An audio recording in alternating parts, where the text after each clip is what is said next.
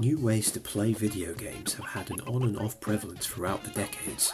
From Nintendo's various accessories for their first big console to the virtual reality headsets of today, the ability of the medium to expand its simulations has always been a tantalizing proposition for developers. Of all the plastic add-ons we've seen, however, few were as popular as Guitar Hero.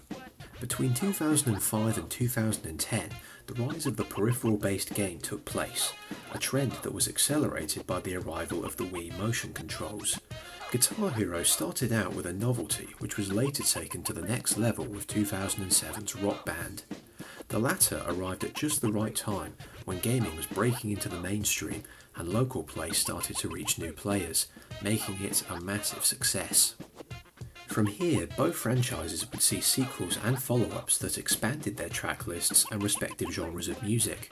Guitar Hero went down the specialist route with Aerosmith, On Tour and Warriors of Rock, while Rock Band stuck with a more general direction. After half a decade of these entries, there was one more genre of music to tackle, the disc jockey scene. Developer FreeStyle Games stepped up to the plate and created genuine innovation for the franchise. Turntabling is the art of creating new tracks by combining two compositions together with accompanying sound effects. It typically involves the hip-hop and electronic genres within smaller, closely knit venues. Only the biggest names like Grandmaster Flash and Daft Punk can be seen at large festivals. With a wide array of techniques and inputs, it's far more complex and free-flowing than playing musical instruments. Therefore, when translating it to video game form in 2009, the developer wanted to capture the same feel of 1997's Beatmania, which achieved high popularity in Japan. Starting up DJ Hero, the game's fantastic art style remains one of the most vibrant and dazzling in any music game. Its representation of both the art form and its greatest connoisseurs is a considerable step up from other music games. It's one of the rare releases where recreations of real figures seamlessly blend with the aesthetics to create an excellent backdrop, oozing colour and style from every corner. The Note highway of gameplay is still present, and with a slick tutorial, you're ready to jump in within 5 minutes. Which brings us to this, the DJ Hero Turntable Controller, which much like its predecessors, does a fine job of replicating the real act of turntabling. Easy to use and hard to master, much of the game's challenge comes from asking the player to get specific. On easy, it's a case of getting the timing right with notes. But switch up to expert, however, and you're expected to scratch in specific directions and crossfade constantly. However, unlike its sister franchise where failure prompts a restart, there's no such penalty in DJ Hero. You can go through missing many notes in a track, which makes it a tad more forgiving. Using rewinds and euphoria mode are both essential for reaching 5 stars on the scoreboard. The tracks themselves are highly contemporary, selected and produced with the help of Crossfade Cartel and collaboration with real-life artists. It shows in the final product with some awesome compositions, most of which being put together by FreeStyle Games themselves. Make a big noise, playing in the street, gonna be a big man someday. You got mud on your face, you big disgrace, kicking your can all over the place, singing we will rock, rock, rock, rock, rock you, we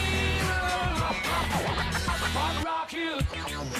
Buddy, you're a young man, hard man, shouting in the street, gonna take all the world someday. You got blood on. Then, of course, we have DJ Hero's masterpiece. Heard it through the grapevine, X Feelgood Inc.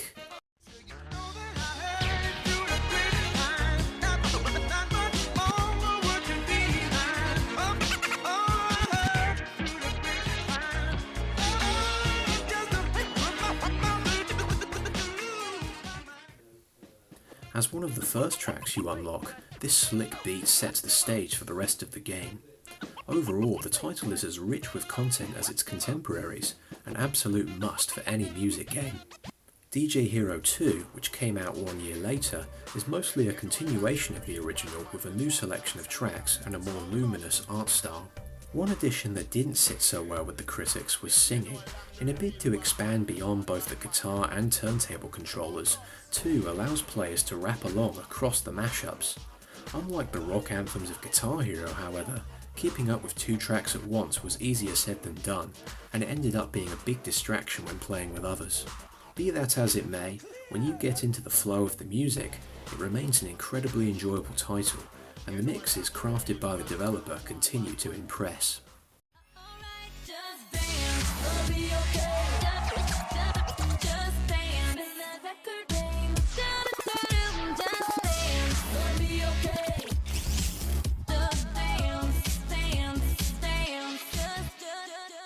Even with all its cult followings, however, DJ Hero's success would not last, as both games sold under expectations. At the time, Activision's publishing CEO said, "Despite a remarkable 92 rating on DJ Hero 2, a widely well-regarded Guitar Hero Warriors of Rock, as well as the 90+ rated release from our most direct competitor, demand for peripheral-based music games declined at a dramatic pace. Given the considerable licensing and manufacturing costs associated with this genre, we simply cannot make these games profitably based on the current economics and demand." Simultaneously, the gaming community was starting to sour towards console peripherals in general. The seemingly unending failures of both Microsoft Kinect and to a lesser extent PlayStation Move had put off much of the hardcore crowd, who were now pushing for a return to gameplay over novel gimmicks. Guitar Hero held its popularity for a while, but the slow death of local multiplayer and split screen pushed more companies to online gaming in the latter half of the 7th gen, diminishing the franchise's status as a party game. It's now been a full decade since the release of DJ Hero 2, and the rhythm genre hasn't exactly been on the up and up. With both Guitar Hero Live and Rock Band 4 having failed to catch on, there's little chance of DJ Hero making a return. The closest we have is the upcoming Fuser from Harmonix, but this will utilise a more conventional control scheme of swapping music tracks rather than an external controller. When Guitar Hero's return started to dwindle, it ultimately dragged DJ Hero down with it, as it belonged to the same style of game and its misguided attempts at sales. On top of that, turntablism has never matched the insane popularity of the biggest rock bands and wasn't as financially viable. As of 2011, the planned DJ Hero 3 was cancelled by FreeStyle, who laid off a portion of its workforce. While the developer did take the lead with Guitar Hero Live under Ubisoft, the project didn't get very far in the end.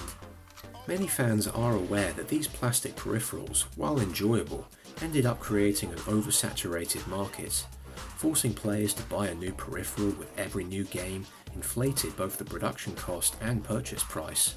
Perhaps the better thing to do would have been to offer consumers more choice, perhaps allow them to purchase each new release on its own, or offer custom decals to go with the gear you already owned. With that said, the turntabling scene has never reached massive popularity among the masses, occupying its own niche. Compare it to the likes of Kygo and Sigala, who instead rely on injecting their own style and tone, rather than mashing two different tracks together.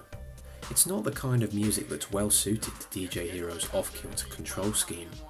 The music genre may have retreated from the mainstream, but the turntable controller stands as an entertaining and enjoyable outing that's rarely seen in the gaming industry today.